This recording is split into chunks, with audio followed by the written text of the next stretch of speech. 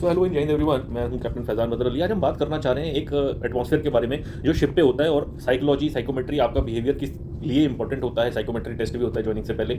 जो आपका selection criteria होता है शिप पे आने से पहले। कंपनी जो सिलेक्शन आपका करती है उससे पहले आपके टेस्ट लेती है, उसमें आपका जो साइकोमेट्री टेस्ट भी होता है वो क्यों ज़रूरी है, और शिप पे ऐसी क्या कंडीशंस होती है जिसकी वजह से वो साइकोमेट्री साइकोलॉजी आपकी समझनी, आपका बिहेवियर समझना बहुत ज़्यादा ज़रूरी हो जाता है। क्यों वो टेस्ट इतना इंपॉर्टेंट होता है कि कंपनी उसको बहुत स्ट्रिक्टली लेती है और वो क्लियर करना बहुत ज़्यादा ज़रूरी होता है। तो ये सारी चीज़ें आज मैं थोड़ा सा डिस्कस करना चाह रहा हूँ, क्योंकि इसको लेकर ना काफ़ी सारे डाउट्स बच्चों के दिमाग में रहते हैं और काफ़ी सारी जो प्रॉब्लम्स हैं वो इसी वजह से आती है शिप पे भी, हम लोग जो फेस करते हैं डे टू डे बेसिस पे। अभी क्या होता है कि जब आप शिप पे आते हो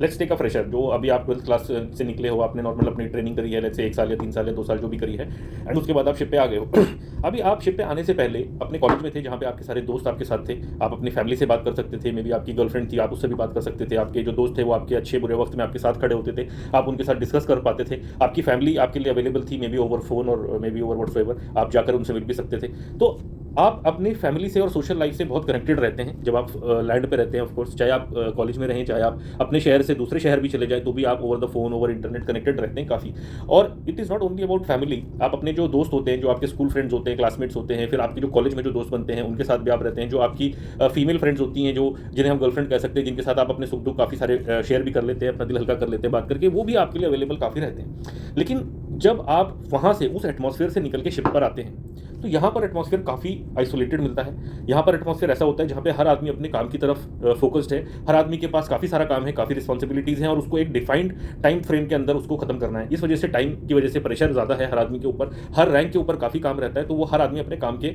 बारे में सोचता है और काम की ही बात करता है। इस वजह से जो शिप का एटमॉस्फेयर होता है वो काफ़ी अलग होता है, काफ़ी डिफरेंट होता है उस एटमॉस्फेयर से जिससे आप निकल कर अभी ताज़ा ताज़ा आए हो जहाज़ के ऊपर। जब आप उस सोशली कनेक्टेड एटमॉस्फेयर से और सोशली अवेलेबल लोगों को छोड़ करके जहाज़ पे आते हो, यहाँ पे आपके साथ इमोशनली कनेक्शन किसी का नहीं है, आपके कोई पुराना दोस्त नहीं है, कोई आपको जानता नहीं है, आपके इमोशंस कैसे हैं, आपके साथ क्या प्रॉब्लम्स हैं, आपकी गर्लफ्रेंड आपको छोड़ के मे भी चली गई होगी, उसकी डिप्रेशन में आप होंगे या व्हाट्सएवर, आपके फैमिली में कोई प्रॉब्लम होगी, आपके साथ और कोई फाइनेंशियल कंडीशन होगी, काफ़ी सारी सिचुएशंस हो सकती हैं XYZ। तो यहाँ पे जो लोग हैं वो आपके साथ इमोशनली कनेक्टेड नहीं है, पर्सनली आपको कोई जानता नहीं है, इस वजह से you can not talk to everyone और एनीवन, मे बी आपको कोई भी नहीं मिलेगा। कभी कभी ऐसा भी हो जाता है जो आपकी बात समझ सके, आपका दर्द समझ सके, आपकी जो परेशानियां हैं उसके बारे में आप किसी से बात कर सको, ऐसा आपको जहाज़ पे बहुत सी बार ऐसा होता है, कोई इंसान नहीं मिलता है। तो अब इस कंडीशन में जब आपको इमोशनली अवेलेबल कोई है नहीं आपके लिए, साइकोलॉजिकली आप परेशान हो जाते हैं, जब आप किसी से अपना दुख अपनी तकलीफ शेयर नहीं कर पाते, तो वो आपके दिमाग में जो है वो बढ़ती चली जाती है, मल्टीप्लाई होती चली जाती है, और उसकी वजह से आपकी जो दिमाग में वो चीज़ इतनी बड़ी हो जाती है कि फिर आपका जो फोकस है ना वो काम की तरफ नहीं लगता है। अब जब आपका फोकस काम की तरफ नहीं लगेगा, जब आप शिप पर आए हो, तो डेफिनेटली आपके जो सीनियर्स होंगे वो आपको बोलेंगे भाई आप काम करना है, आप अपना काम नहीं कर पा रहे हो, तो जो प्रोफेशनल लाइफ है आपकी वो डिस्टर्ब हो जाएगी। जो शिप का आपका प्रोफेशनल जो आपकी जॉब रिस्पॉन्सिबिलिटीज़ हैं वो आप पूरी नहीं कर पाओगे, तो आपके जो सीनियर्स होंगे डेफिनेटली वो आपसे अपसेट हो जाएंगे। तो एक प्रेशर बिल्डअप होता चला जाता है, मल्टीप्लाई होती चली जाती हैं चीज़ें कि आप सोशली जो है अवेलेबल नहीं है लोग आपके साथ, आप इमोशनली ब्रेकडाउन हो गया आपका, उसके बाद प्रोफेशनल लाइफ भी आपकी जो है वो गड़बड़ा जाती है। अब इस सिचुएशन में बहुत से लोग अग्रेसिव हो जाते हैं, बहुत से लोग डिप्रेस्ड हो जाते हैं, बहुत से लोग जो है आइसोलेट कर लेते हैं अपने आप को बाकी लोगों से। तो ये सारी चीज़ें जो है परेशानी का सबब बन जाती हैं जहाज़ के ऊपर। अब जो लोग वायलेंट हो जाते हैं इन्हीं चीज़ों में, अब जब आप जो है कुछ ऐसे लोग होते हैं जो इन चीज़ों में प्रेशर को हैंडल नहीं कर पाते और लड़ाई झगड़ा शुरू कर देते हैं, तो वायलेंस आ जाती है। तो अब वो वायलेंस शिप पे आ जाती है, तो वो शिप के लिए बड़ी हेडेक हो जाती है। जो टॉप मैनेजमेंट होता है शिप का, उनको वो चीज़ें मैनेज करनी पड़ती हैं, कंपनी भी जो होती है वो भी वो चीज़ों को मैनेज करती है। अब कंपनी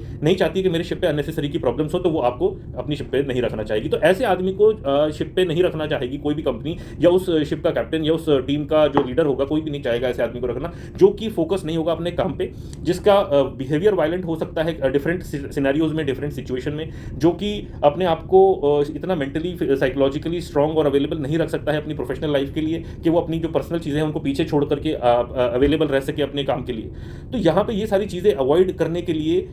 आपको जहाज से उतारा जाएगा अगर आप इस तरीके का बिहेवियर आपका हो जाएगा। अब जहाज से उतारने के लिए भी कंपनी को प्रॉब्लम हो जाएगी, क्योंकि उनको पैसे खर्च करने पड़ेंगे, एक दूसरे आदमी को लाना पड़ेगा, आपको उतारने के लिए बहुत सारी फॉर्मेलिटीज़ करनी पड़ेंगी, आपका कॉन्ट्रैक्ट पूरा नहीं होगा तो उसके लिए भी काफ़ी सारी लीगल चीज़ें हो जाती है। अब कंपनी इतनी सारी चीज़ों में अगर फंसी रहेगी तो फिर वो कमाएगी कैसे?